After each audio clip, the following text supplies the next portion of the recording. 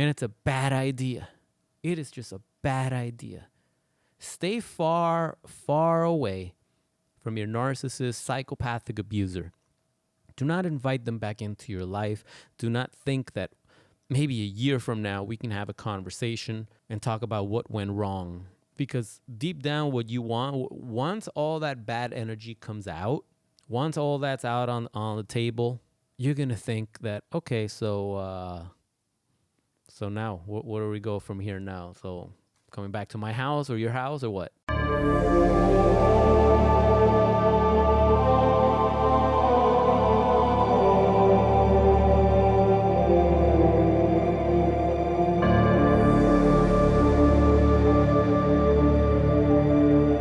What's up, ladies and gentlemen? This is Psychopath Exposure. I'm your host, Kita. Welcome back to the channel. Today, we're going to be covering once again why it's a bad idea to stay friends with your narcissist or psychopath abuser. This is a topic that never gets old because especially now during the holiday season, the narcissist is going to do their best to try to weasel their way back into your life. Okay, and for those that didn't get a Thanksgiving hoover, rejoice, because it could have happened, and maybe it'll happen today. I hope you're not waiting for it, though. I'll tell you that much. But yeah, you know, I talk to a lot of people, and I read so many comments, and sometimes I can't believe the things I'm reading sometimes, you know, although they're on these communities, and you know, they're desperately trying to get over the narcissist abuse. They're desperately trying to put this behind them. But sometimes the things they say, like, you know, the narcissist that, you know, he told me this and he's with the new supply and then he said this and he said that. And I'm like, how do you know how do you know all these things? Well, how is he saying that? If he's with the new supply, if he's married, if he's already in a new relationship, how do you know all these things? Are you still talking to them? And yeah, that's the thing. They're still talking to them. Guys, you can't keep talking to the narcissist. You can't keep talking to these toxic women and these toxic men that betrayed you, that didn't value the relationship enough to work through the hard times. They devalued, they discarded you, they moved on to someone else, and you're still talking to them. And you don't realize how trauma bonded you are by doing so. You don't realize that by keeping them in your life, somehow, low-key, deep down inside, you're hoping for some sort of reconciliation and that the narcissist is going to realize what they lost and how it was a mistake for them to have taken you for granted and to have cheated and moved on to someone else. And somehow you want this person, or you have the grand delusion that this person is going to come back with their tail between their legs, and they're going to apologize in detail for everything that they did, and they're going to make living amends to you where they'll never do this again, and they will spend the rest of their days trying to make you happy, trying to do all the right things, and are going to be just this perfect angel that's never going to make another human mistake again. And you keep them in your life, and you talk about them nonstop, and you check or spy on their social media, and you binge watch videos like these, and you share your story, and you relate with other people that are going through this, and yet the narcissist is already with somebody else.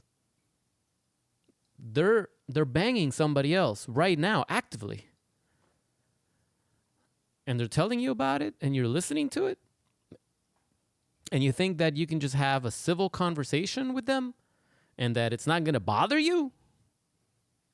that they're banging someone else and it's not going to bother you, that they're doing all the right things, yet when they were with you, they did all the wrong things, or you weren't good enough? See, that's the problem right there. Because back in the day, before all this narcissist shit got popular, and I'm talking about back in the day, I mean, I'm talking about growing up. When you broke up with your chick, that was it.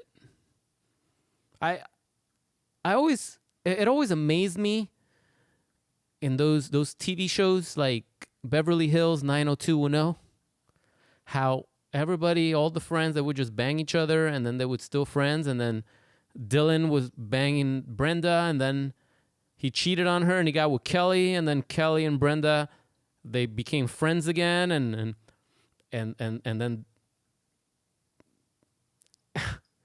like you guys are like, this guy was banging both of you, right? And you're just best friends, and you're competing for him when there's other dudes out there, and same thing, you know, back and vice versa. It doesn't matter. Like you see all these shows, and you like Friends, and you know, Ross and Rachel, and then, you know, Rachel got with Joey, you know, and he was helping to raise Ross's kid, and then in the end, Ross got back with Rachel, and then he was living with Rachel, and then he was dating that chick who was like a really smart girl. Because Ross is a paleontologist. He was dating a really intelligent woman who then eventually cheated on him with, I think it was Joey. That's just funny, and it was this bizarre thing. And they all stay friends, and they all hook up with one another, and that is fantasy. In real life, it's rare that you see that. It means that the other person really maybe wasn't that invested in you. If you can just do that. I don't know. I mean, there's so many people on the planet. I guess some people have the ability to just stay friends with their exes. But what gets me the most is, I mean, you're watching this video because we're assuming that your ex is a psychopath narcissist.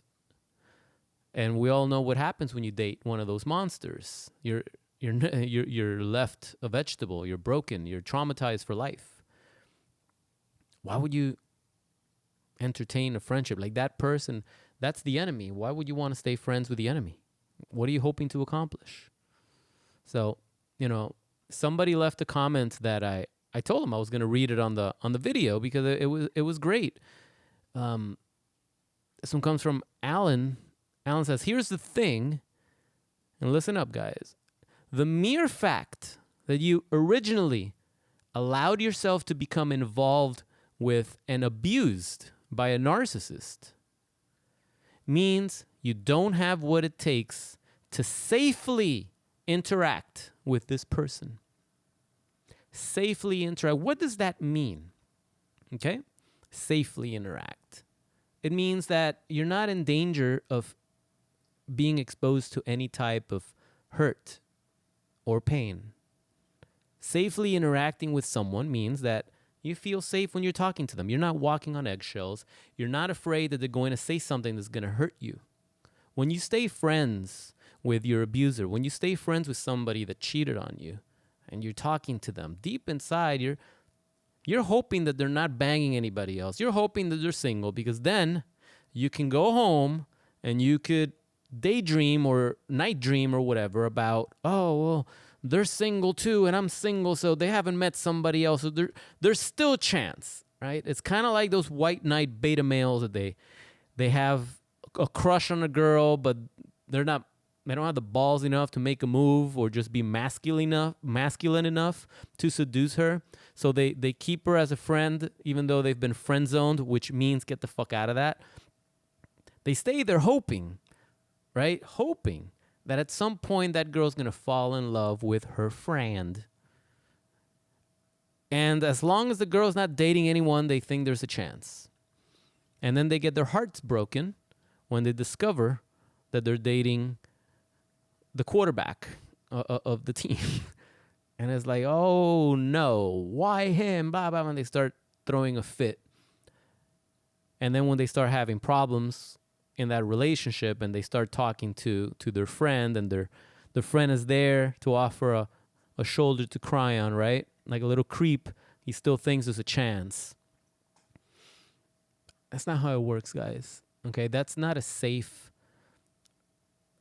friendship. Okay, you're counting that the other person is not banging anybody. You're counting that that person is not dating anyone. But the minute they are, you're gonna get hurt. Or the minute they tell you they're going on some trip or something, in the back of your mind, you're like, oh, he's probably going with a girl.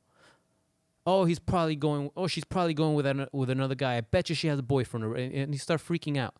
That's not safe. That's just unhealthy. Why would you want to be friends with someone that, inspires those emotions in you? But I digress. So Alan continues, reestablishing contact with your abuser means you haven't broken free from their control. It is almost 100% likely they will start to use their power to once again manipulate and control you. Most of us, like me, will never have the ability to safely interact with our former abuser on a social level. In the case of the rare person who has healed and grown enough to emotionally deal with a situation like this, there is also the fact that most narcissists want revenge. They want to punish anyone who would dare to leave them. Being around one of these behind-the-back monsters simply gives them a second chance to destroy you by any means possible. Stay far away. There it is, folks. There it is. It doesn't matter how much healing you do. It's a bad idea. It's a bad idea to stay in contact with somebody like that. Like, I can't even fathom in this lifetime at least, or the next, where I would become friends or even allies with my psychopath ex from long ago. Like, I don't even have a resentment towards that monster anymore. I was going to say person, but we got to remind ourselves of who they really are. But I don't care anymore. I'm so indifferent to that person already. That person, for all I know, just merged into the matrix somehow and no longer exists. I don't know. I don't care. I remember I used to be, I wanted nothing but bad things to happen to that person. I mean, just the thought, just bringing them up would get me riled up. You could see my face would change. I would lose all color in my face. The heartbeat would start, pumping fast. The adrenaline would rush. I don't care if she married the richest man on the planet. I don't care if she married the biggest scrub on the planet. I don't care. I don't. It means nothing. There's nothing to say anymore. There's just nothing there. And in spite of that, I would not team up with them. I would not befriend them. I will not have this person on my rotation of text messages. I would not have this. I would not do anything with this person. There's no coffee. There's no, hey, it's been 10 years and we've grown up a lot and had a lot to learn, and you were right and I was wrong in doing this, and I've been in therapy, and I don't trust that monster. But I also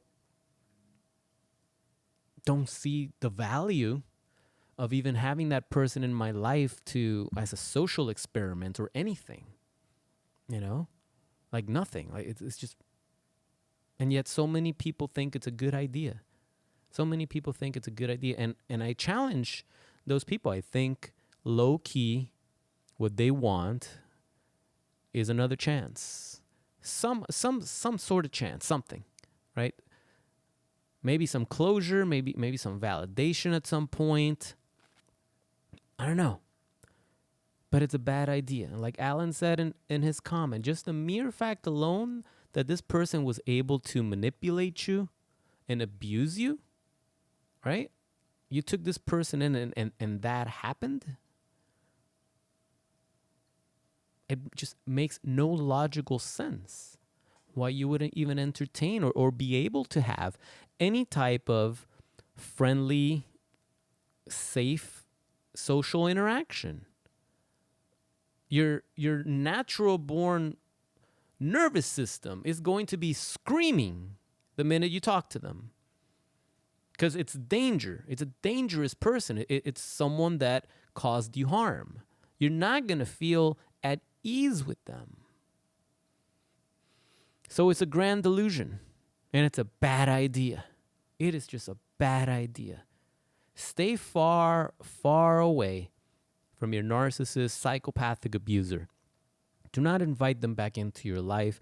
Do not think that maybe a year from now we can have a conversation and talk about what went wrong. Because deep down, what you want, once all that bad energy comes out, once all that's out on the table,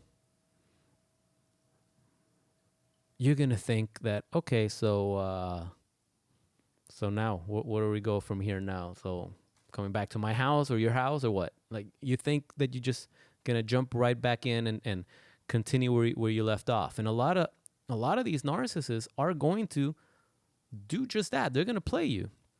They're going to want to sleep with you again, and they're going to try and get the narcissistic supply that they're always after, and they're going to drop you the very next moment. Again, you're going to get your hopes up, and you're going to get disappointed, and you're going to get re-traumatized. Guys, you have to respect yourself a little bit more than that. You have to find a way to not give in to these desires and these urges and these needs. Because if the only person around that can give you those things is your abuser, how do you think that's going to end? I mean, I'll give you a hint. It's going to end probably exactly as it ended before. It's just going to hurt a lot more. And it's going to be a lot more traumatizing than it was before. Is that what you want? Come on. All right? So put that down. Okay? Put that down, because if you really want to get better after being discarded by a psychopath narcissist, the last thing on your mind has got to be, okay, so maybe we'll be able to talk as friends again, like after we both heal, after we take some time and we're both in therapy, then maybe we can have some sort of a reconciliation. Guys, life is short. There's so many more things to do, so many more things to conquer, right? Why would you want to keep wasting your time with somebody that ruined your life? Let me know in the comments below. I'm curious why you would want to spend another minute with the person that ruined your life. I'm really curious. So anyway, that's all I got for today, guys. Remember to drop a like on the video and to share this video. If you know someone that's been abused by narcissistic abuse, if you know somebody that just keeps breaking up and getting back together in this toxic relationship, share this video with them. I'm sure it's going to relate. It's probably going to hit home. I'm sure the more you talk to them about it, the more they ignore you. But if they see like a third party, someone else talking about it, right, where they're not being directly spoken to and they don't feel like you're telling them what to do, they might be like, hey, that sounds like my story. What the heck am I even thinking? So feel free to do that. And if you'd like to work directly with me on my coaching program, feel free to reach out for more information on that to see if we're a good fit for each other this holiday season. I have a link below in the description. It's flashing right here on the screen. And don't forget to check out the Psychopath Exposure merch store for your shirts, hoodies, and mugs. They make great Christmas gifts, let me tell you. All right. So that's it for today, guys. My name is Kira. As a Psychopath Exposure. I'll see you in the next one. Peace.